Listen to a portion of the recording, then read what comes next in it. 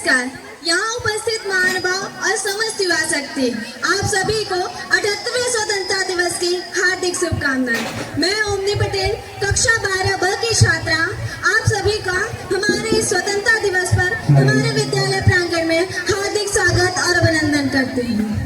उत्तरम यत् समुद्रस्य हिमाद्रस्य दक्षिणम वर्षम तत् भारतम नाम भारती यत्र संतति, अर्थात समुद्र के उत्तर में और हिमालय के दक्षिण में जो देश है उसे भारत कहते हैं और उसकी संतान को भारतीय। 15 अगस्त हमारे देश की आजादी का दिन। यह दिन हम सभी भारतवासियों के लिए बहुत ही गौरव का दिन है और यह पूरे भारतवर्ष में बहुत ही धूमधाम से मनाया जाता है। महोदय, 77 वर्षों में भारत ने तमाम उपलब्धियां हासिल की है। आजादी के इस दौर में सुरक्षा व्यवस्था कैसी रही होगी हम अंदाजा लगा सकते हैं। आज यहाँ बैठे हुए हमारे मन में ये डर नहीं है कि हमारे देश पर कभी भी हमला हो सकता है। हम पूरी तरह सुरक्षित महसूस कर रहे हैं। विज्ञान क्षेत्र में भी भारत ने काफी प्रगति की है। जहाँ हमारे पड़ोसी देश चौक से स्पेस का डायग्राम बना रहे थे, हम चांद की मिट्टी को चूम के लौट आए। जब पूरी विश्व मिशन मार्स पर करोड़ों खर्च कर रही थी, हम मुट्ठी भर पैसों में मंगल घूम के लौट आए। बस 2023 में भारत ने G20 की सफल मेजबानी भी की, जहां हमने भारतीय इतिहास में मंदिरों के तोड़े जाने की कहानियों को पढ़ा, वहीं हमारे आंखों के सामने ही भव्य राम मंदिर का निर्माण हुआ। और इस साल हुए ओलंपिक खेलों में भारत ने कुल 6 मेडल प्राप्त किए हैं। इस प्रकार भारत ने तमाम उपलब्धियां हासिल की है। लेकिन क्या महात्मा गांधी, भगत सिंह और इन तमाम क्रांतिकारियों के सपनों की भारत का निर्माण हो चुका है? यह एक विचारणीय विषय है। महोदय, प्राचीन काल में विश्व गुरु कहा जाने वाला देश भारत में आज शिक्षा की क्या दशा है? विद्यालय और अस्पताल के निर्माण का कार्य हमारे प्रशासन का है, लेकिन आजकल निजीकरण का प्रश्न भी है। सरकार शिक्षा और चिकित्सा जैसे महत्वपूर्ण क्षेत्रों को प्राइवेट हाथों में दे रही है, जिसका फायदा हमारे देश के पूंजीपति उठाते हैं। उन्हें अच्छी तरह से पता है कि शिक्षा और चिकित्सा 2 ऐसे महत्वपूर्ण क्षेत्र हैं जिनमें अधिक से अधिक मुनाफा कमाया जा सकता है। और इसका परिणाम यह होता है कि देश की 70% संपत्ति केवल 5% लोगों के पास है। एक शैक्षणिक बीमारी भी हमारे समाज में है। नई शिक्षा नीति 2020 के तहत तकरीबन 2 लाख सरकारी स्कूल खस्ता हाल और अनुपयोगी बताकर बंद कर दिए गए। जरा सोचिए, जब सरकारी स्कूल बंद हो जाएंगे तो गाँव से आने वाले वो बच्चे जिन्हें पगडंडियों से बाहर निकलने में ही घंटों लग जाते हैं, उनकी शिक्षा का क्या होगा? जो सरकारी स्कूलों में पढ़ते हैं।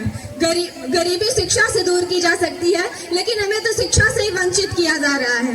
भारत में तकरीबन 7 करोड़ बच्चे आज भी सरकारी स्कूलों से वंचित हैं। इसका असर ये हो रहा है कि भारत आज तक विकसित देशों की श्रेणी में शामिल नहीं हो पाया है। भारत युवा आबादी वाला सबसे बड़ा देश है। 80 करोड़ जनसंख्या भारत में आज भी 35 वर्ष से कम आयु की है।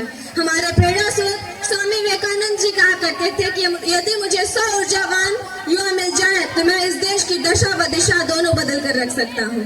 ऐसी दशा में जहाँ हमारे युवाओं के हाथ देश के विकास में लगने चाहिए, उनके हाथ में रोजगार भी नहीं है। भारत में बेरोजगारी दर 65.7% है और विश्व की 5वीं बड़ी अर्थव्यवस्था में 80 करोड़ जनता 5 किलो राशन पर निर्भर है। गरीबी और बेरोजगारी इतनी अत्यधिक है, लेकिन फिर भी इसके खिलाफ कोई आवाज उठाने वाला नहीं है। नेताजी सुभाष चंद्र बोस कहा करते थे कि सबसे बड़ा अपराध अन्याय सहन करना और गलतियों के साथ समझौता करना है। सबसे बड़ा अपराध अन्याय सहन करना और गलतियों के साथ समझौता करना है। महोदय, 15 अगस्त के इस दिन हम न केवल आजादी का जश्न मनाते हैं, अपितु तुम तमाम क्रांतिकारियों को भी याद करते हैं जिनकी वजह से हम आजादी प्राप्त हुई है।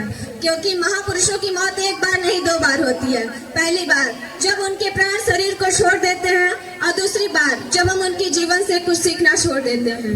आज जरूरत है हमें उन तमाम क्रांतिकारियों से कुछ सीखने की जिन्होंने इतना संघर्ष करने के बावजूद कभी हिम्मत नहीं हारी। महात्मा गांधी, जिन्होंने 1915 से लेकर 1947 तक लगातार 32 वर्षों तक संघर्ष किया। खुदीराम बोस, जो 18 वर्ष की अल्पायु में देश के लिए फांसी पर चढ़ गए। भगत सिंह, जिन्होंने 12 वर्ष की अबोध आयु में जब बच्चा गिल्ली डंडा खेल रहा था, जलियांवाले बाग की मिट्टी को हाथ में लेकर सौगंध दिखाई कि अंग्रेजों को छोड़ूंगा नहीं। इंडियन सिविल सर्विस जैसी प्रतिष्ठित परीक्षा में 4था स्थान प्राप्त करने मानने वाले नेताजी सुभाष चंद्र बोस, जिन्होंने देश के सम्मान और आजादी के लिए उसको भी त्याग दिया। आज जरूरत है मैं उन तमाम क्रांतिकारियों से कुछ सीखने की। हालांकि आज का देश बलिदान नहीं मांगता।